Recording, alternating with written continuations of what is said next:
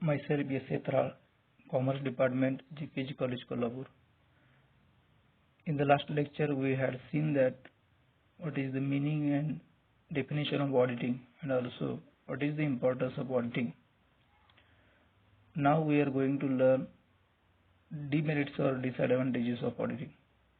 Auditing means the examination of books of accounts, vouchers, or documents of the business in order to ascertain whether profit and loss account and balance sheet show true and fair view of the statement of affairs of the company or any business concerns. Everything has two sides. One side indicates the positive and one side indicates the negative approach towards the particular contents. In the same way, auditing has some importance or advantages, whereas some has the limitation of auditing. गेल्या लेक्चरमध्ये आपण auditing म्हणजे काय किंवा त्याचा कशा पद्धतीने उपयोग होतो, प्रत्येक व्यवसाय संघटना संस्था यांना ऑडिटिंग करणं गरजेचं असतं. त्याचबरोबर ऑडिटिंग केल्यामुळे ते संस्थेचं जे आर्थिक विवरणपत्रिका आहे, ताळेबंद पत्रिका आहे, ते सत्य आणि योग्य माहिती कशी दर्शवतं हे आपण पाहिलेलं आहे. त्याचबरोबर ऑडिटिंग करणं का गरजेचं आहे किंवा ऑडिटिंगचं महत्त्व कोणकोणतं आहे, तर ऑडिटिंग केल्यामुळे आपल्याला पंक्च्युअलिटी आणि अकाउंटिंग डिपार्टमेंटमध्ये कशा पद्धतीनं एक संघपणा निर्माण होतो किंवा जे काय अकाउंटिंग वर्क तयार केलेलं आहे, जे कर्मचारी आहेत ते अकाउंटिंग जे इतर पर्सनकडून चेक केले जात असल्यामुळं ते अलर्ट राहतात, कशा पद्धतीने ते कामामध्ये योग्य पद्धतीने व्यवस्थापन करतात हे पाहिलेलं आहे. त्याचबरोबर moral checks on employees, auditing काम केल्यामुळे काय होतं तर आपल्याला एक नैतिक जबाबदारी निर्माण होते. त्याचबरोबर ऑडिटिंग हे वेगवेगळ्या टॅक्स लायबिलिटीसाठी उपयुक्त असतं, जेणेकरून आपल्याला इन्कम टॅक्स असेल, सेल्स टॅक्स असेल किंवा जे काही कस्टम ड्युटी असे वेगवेगळ्या पद्धतीचे टॅक्स गव्हर्नमेंट जमा करून घेतं. त्यासाठी ऑडिटिंग करून घेणं महत्त्वाचं आहे. त्याचबरोबर पार्टनरशिप फर्म आहे, त्याचबरोबर काही कंपन्यांना ऑडिटिंग करणं हे कंपल्सरी आहे. फॉर एक्झाम्पल कोऑपरेटिव्ह सोसायटी ॲक्टनुसार असेल, इन्कम टॅक्स ॲक्टनुसार असेल किंवा कंपनी कायद्यानुसार असेल, हे ऑडिटिंग करून घेणं महत्त्वाचं आहे. आता आपण ऑडिटिंगचे जे काही डिमेरिट्स आहेत किंवा डिसएडव्हान्टेजेस आहेत ते आपण डिसएडव्हान्टेजेस आता बघणार आहोत. त्याच्यामध्ये पहिला पॉईंट आहे frauds by management. Auditing fails to verify planned frauds. The management can settle thickly to operate the accounts in order to cover up their inefficiencies. The frauds committed in such circumstances are not revealed. The audited accounts could not be show the true and fair view of the statement of affairs of the company.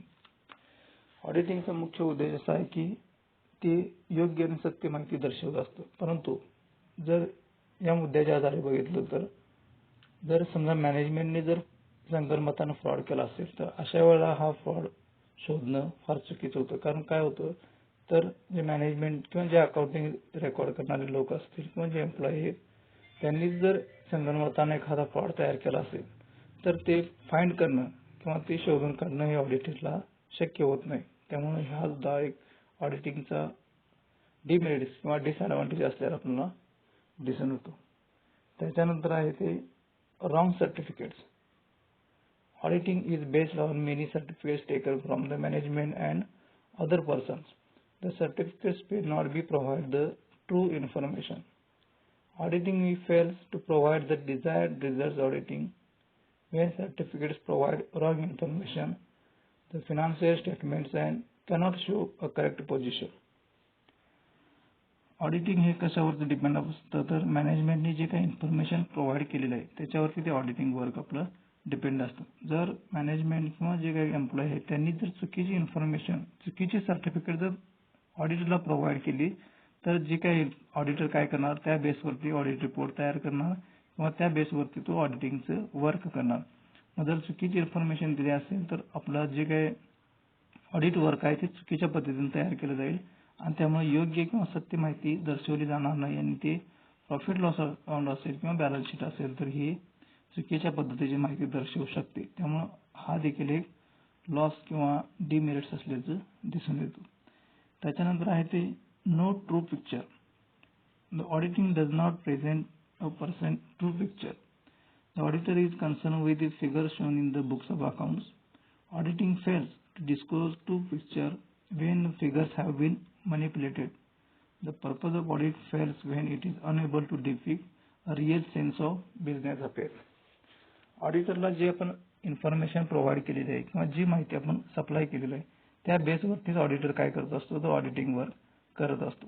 जर आपण ऑडिटरला जर wrong figures दर्शवले असतील किंवा एखादी balance sheet extra दाखवली असेल किंवा प्रॉफिट असून प्रॉफिट कमी दाखवला असेल तर अशा वेळेला ऑडिटर काय करतो, त्याच बेसवरती आपला ऑडिट वर्क करत असतो. मग जर मॅनिप्युलेटेड असतील किंवा एखादा आपण स्वतः गैरव्यवहार कंपनीने करून जर एखादी माहिती प्रोव्हाइड केली असेल तर अशा वेळेला काय होतं, तर चुकीची माहिती दर्शवल्यामुळे चुकीचा रिझल्ट शो केला जातो. म्हणजे प्रॉफिट लॉस असेल किंवा बॅलन्स शीट असेल ही चुकीच्या पद्धतीनं माहिती दर्शवली जाते. म्हणजे जे काही मेन ऑब्जेक्ट आहे ऑडिटिंगचं, true and fair view of the statement of affairs of the company, जे काय उद्देश आहे तो साध्य होऊ शकत नाही. त्यामुळे ऑडिटिंगचा हा देखील लॉस किंवा डिमेरिट असल्याचं दिसून येतो. त्याच्यानंतर आहे हाय cost. The audit work is completed with cost. The cost of audit should not be exceed the cost of errors and frauds. The small scale business enterprise is considered as a burden on their performance. Auditing fails to serve millions of business entities.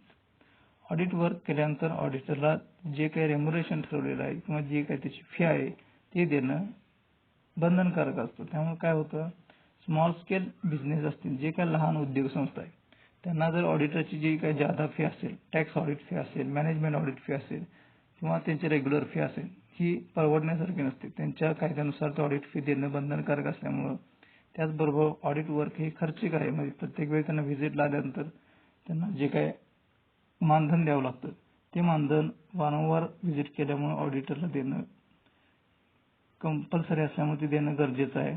मग काय होतं, तर ऑडिटरचा जो काही खर्च आहे तो वाढत जात असल्यामुळे ते ऑडिटिंग वर्क काही वेळा कॉस्टली किंवा खर्चिक असल्याचं आपल्याला दिसून येतो. त्याचबरोबर नेक्स्ट आहे ते depend upon the other persons.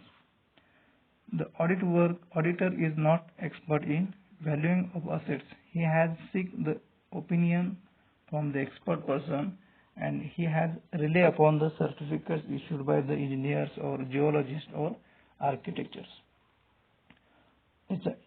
यामध्ये सांगितलेलं आहे की ऑडिटर हा इतर पर्सनच्या वरती डिपेंड असतो. म्हणजे काय, व्हॅल्युएटर असतील, इंजिनियर असतील किंवा जे काय आर्किओलॉजिस्ट आहे, जिओलॉजिस्ट आहे, आर्किटेक्चर्स आहे, त्यांच्या रिपोर्टवरती ऑडिट वर्क हे डिपेंड असतं.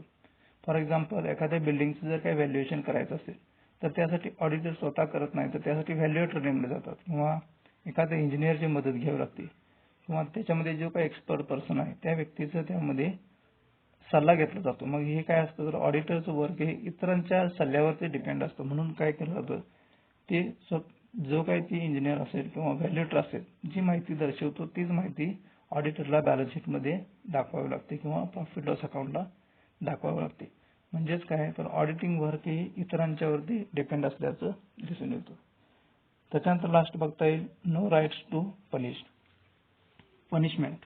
An auditor has no right to punish in way the staff members or members of the concern who have committed errors and frauds. Not he can compel the management to follow certain procedures. Hence, auditor cannot do anything concrete directly to prevent recurrences of errors and frauds. ऑडिटरला फक्त जे काही चुका असतील किंवा जे काही fraud असतील ते शोधून काढण्याचा अधिकार आहे. म्हणजे त्याच्यावरती कोणतीही ॲक्शन किंवा त्यांच्यावरती कोणताही शिक्षा देण्याचा अधिकार ऑडिटरला नसतो.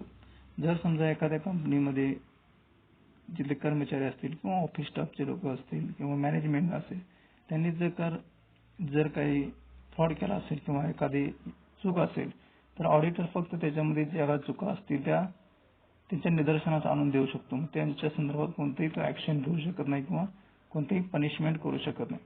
म्हणजेच काय, ऑडिटरला फक्त तुम्ही जे काही कमिटमेंट केलेली आहे किंवा तो फक्त एखाद्या संदर्भात आपला निर्णय देऊ शकतो किंवा आपला एक सल्ला किंवा सहमती दर्शवू शकतो, पण कोणत्याही पद्धतीनं त्याला पनिशमेंट करण्याचा किंवा कोणतीही शिक्षा देण्याचा अधिकार असत नाही. त्यामुळे काय होतं, तर ज्या चुका वारंवार घडतात किंवा ज्या काही फ्रॉड्स असतील, एरर्स असतील, हे जे काही संगणमतान केलेलं आहे ते पुन्हा त्याची पुनरावृत्ती होण्याची शक्यता असल्याने पुन्हा त्या गोष्टी चुकीच्या दर्शवल्या जाऊ शकतात प्रॉफिट लॉस अकाउंट आणि बॅलन्स शीटमध्ये. आणि त्यामुळे काय होतं तर जी काही फायनान्शियल स्टेटमेंट असतील, फायनान्शियल पोझिशन असेल ती योग्य आणि सत्य माहिती दर्शवू शकत नाही. अशा पद्धतीने त्याचे वेगवेगळे डिमेरिट्स किंवा जे काही डिसएडव्हान्टेज आहेत ते सांगता येतील.